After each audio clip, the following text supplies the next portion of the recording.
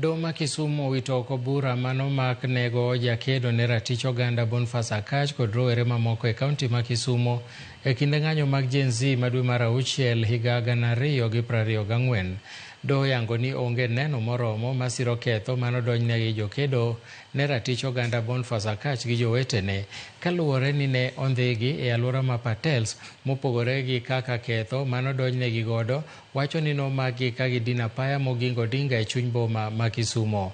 Kane giloso kod ute mag fwambo tok keto madono, gipuoyo doho kuom ng'ado burano e yo makare kaluwore gi chik kendo maonge mibadhi ka gikwayo sirikal mondo okaw chik mager n'obila masiko ndhiyo rowere kendo sandogi. Ahero duoko erokamano maduong' ne doho ma Kisumu kotelne gi Justice Nyigei kuom chung' gi ratiro mara kaka rawere manowuok awuoka oko ng'anyo.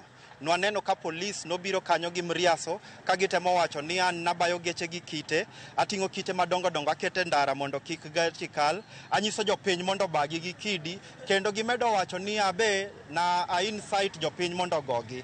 To kaluwore gi evidence mana gichiwo, koto yudo ni aonge kes mora mora ma onego ansa. Ng'amo dhi e street ng'anyo okokoso. Ng'anyo ken koso, ng'anyo en manyo ratir.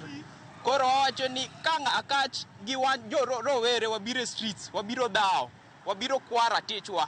Tinego anang'o, abduct anang'o, ioro polis mondo sandwa anang'o. Mani penjo modo penjo sirikal ni, kokinya tiyo tiji, resign and go home so that we can have a new